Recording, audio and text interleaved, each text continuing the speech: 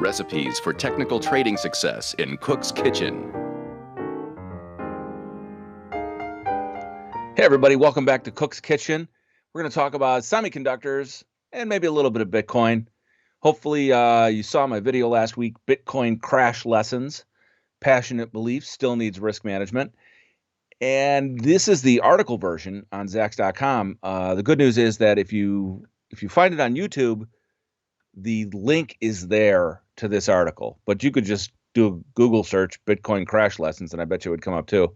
I've got a lot of good information in this article, some old links from some research I did, and just talking about what I call the faithful fundamentalists in Bitcoin who, had you buying at 60,000 and 50,000 and 40,000 as it slips below 40,000 again today.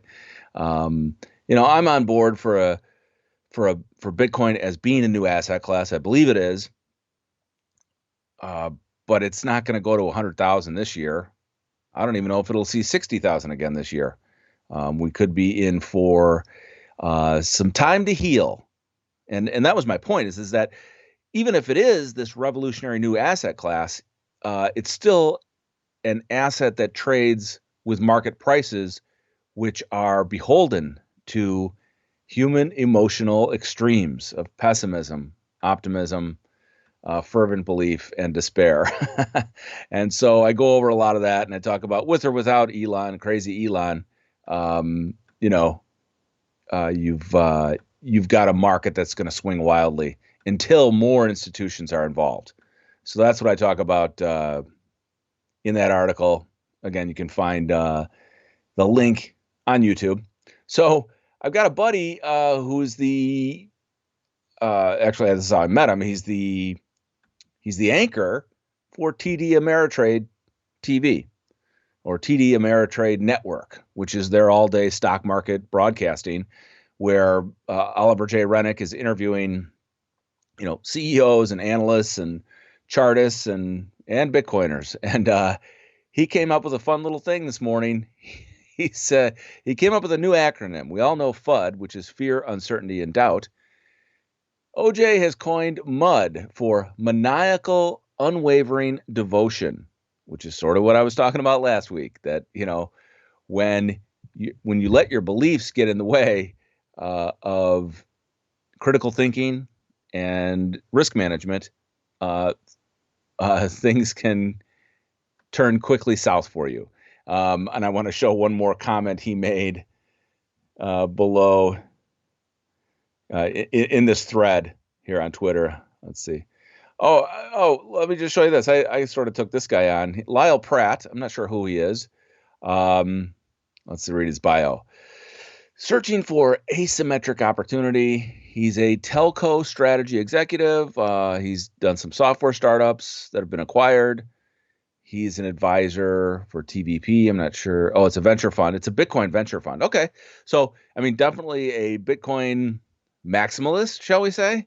So he's challenging OJ. He's quoting OJ Rennick here. I don't know a single crypto thought leader, and that would be somebody like Lyle Pratt or Michael Saylor of MicroStrategy or crazy Elon Musk. He doesn't know a single crypto thought leader that warned people of the upcoming Bitcoin crash. Okay. So he's quoting Oliver basically from the article.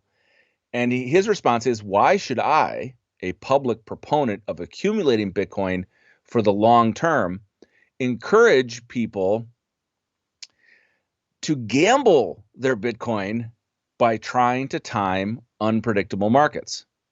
Okay, well, that was sort of the point of my piece last week. And so here's my response. I said, exactly the question that needs to be asked and answered. I proposed last week that faithful fundamentalists, and Oliver would say they're exercising their MUD, right? Maniacal, unwavering devotion. They ignore that even a revolutionary new asset class trades at market prices, susceptible to human emotional extremes, bubbles, and crashes. So I asked him, it's fine for Michael Saylor and Novogratz and the Winklevoss twins, anybody at at the top who's a thought leader in crypto and Bitcoin. It's fine if they want to buy at 60 and 50 and whatever, but they have to know that there's little people following them that may not understand that markets still have bubbles and crashes. No matter how great you think this asset is going to be, 5 years from now. So that's why I say, think of the noobs following you and buying at 60K. That's all I'm saying. All right, let's go. Let's talk semiconductors now. I wrote a little piece for today. It was published this morning for our bull of the day on ASML. ASML is like one of the biggest, most important semiconductor supply chain equipment makers that you may not know much about. Founded in the Netherlands in the 80s. They were an early partner with was it who am I trying? Not Panasonic. It'll come to me, but Philips. Yeah, Philips Electronics. Yeah, I knew it had a P. But so I wrote this piece. It's a pretty long piece, and I really dive into it because so who is ASML? Think of this as laser etching. This is what makes microcircuitry possible, getting smaller and smaller and smaller, down, sub 10 nanometers, 7 nanometers, 5 nanometers, maybe even 3 nanometers. And so they sell their equipment to Taiwan Semiconductor, the foundry where everyone's chips are being made, from Apple to car manufacturers. So but it's called photolithography. Without this equipment, you wouldn't be getting microscopic with integrated circuits, ICs. And ASML is the leader at this. They really just have the superior technology that a fab like Taiwan Semi or Samsung needs and wants, especially when you've got NVIDIA working on mystery 5 nanometer chips, right? That was a story from Digitimes about a year ago. We know a little more, not much. Here was an update. This is from WEPC, but they're just speculating on what else we've learned from Digitimes, that NVIDIA definitely has an order in with Taiwan Semi for something in 5 nanometer. And what they think it probably is NVIDIA's next generation GPU platform that's going to be called Hopper, which is supposed to, be better than Ampere or Lovelace. And speaking of Hopper, who's Hopper? Well, where does that name come from? At first I thought, oh, that's it's just a cute name they came up with, throw it in the hopper. No, it was a person. Grace Hopper was a rear admiral in the Navy, a woman, born in 1912, and she was also an early computer programmer. I forget what institution she was at, but Ken Fisher of Fisher Investments, 140 billion under management. I just happened to catch this tweet from him. I follow him, but he doesn't tweet that often. And I just happened to catch this on the day I'm writing about ASML, which he just became the 5th largest shareholder in. So all he did was, he said, quote for the day, he got it from, he took it, Grace Hopper: "One accurate measurement is worth 1,000 expert opinions." Obviously, she was a forerunner of digital precision as an early programmer. So he's quoting Grace Hopper, and it was just a fortuitous coincidence that I stumbled upon this, and I'm working on this article where I talk about Mr. Fisher's asset management becoming the 5th largest holder of ASML. They bought another 105,000 shares in Q1 to bring their stake to just under 4 million, surpassing Fidelity, who sold a little bit. Now Fidelity's still like 3.9 million. But your big holder. Well, let's just take a look so you can see what I'm talking about here. So we'll use the Nasdaq.com institutional investor page here. So you got T. Rowe Price up here with 10 million shares. They sold a little bit, not much. Capital World investors and Capital International investors are actually under the same umbrella of fund managers, probably managing over $1 trillion now between all their entities. And they trimmed a little bit, but still hold a collective, 13 million shares. WCM, is that Winton? I'm not sure. And then Fisher here at number 5 now, 3.9 million at 105,000. So, and Fisher is just such a great bull market investor, pretty serious guy. And so it was neat that he saw my little tweet here about NVIDIA's Hopper and ASML, and he gave it a chuckle. All right, back to this bull today, because I try and dive into the semiconductor ecosystem. I did a thing on Monday, but I flesh it out here a little bit more. Got some of my links to some of my older pieces. Release the Ryzen, AMD roars, and the nanometer wars.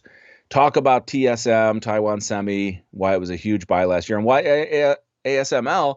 I mean, ASML, the stock is, it made new highs this week above 675. It's doubled, 275 billion market cap, projected 22 billion in sales this year. So it's trading a little rich, 13 times sales. But, so why is Ken Fisher still buying here, probably at an average price of 550 in Q1? Because he sees the future of the semiconductor ecosystem as we get smaller. When NVIDIA says, I want to go to 5 nanometers, who's going to design this for me? Or, who's going to build it for me? NVIDIA is going to design it, going to design those chips and GPUs, and NVIDIA has to get smaller because they're doing massively parallel architectures. That's where they get their speed from, is by getting smaller and having more and more capability. So I talk about the semi ecosystem and the lightning resurgence, Micron, Applied Materials, Lam Research, and where ASML fits in the resurgence. I also talk a little bit about George Gilder. He is also a buyer of ASML for his newsletter. And remember, this is the guy who wrote the book Microcosm in 1989. Now he talks about the Nanocosm. And he's probably one of the top independent semiconductor analysts in the world. Just an encyclopedia of information about semiconductors, because the guy's 81 years old. He's been studying this stuff, probably for 60 years. Watching the whole industry develop. And so he knows how important this laser etching of chips are as we head into the nanocosm, the, sub 7, sub 5 nanometers for chips. I think that's all I wanted to talk about this week. So make sure you find the article. Just go to Zacks.com. Up here in the quote search bar, just put in ASML, and you'll find my Bull of the Day article. That's just what we title these special reports. I write one of these like every 10 days, Bull of the Day. And so I get to pick which top stock I want to profile. And I really enjoyed getting to know ASML a little bit more and what kind of player they are in the semiconductor ecosystem. All right. Thanks for joining me in the kitchen. We'll talk to you next week.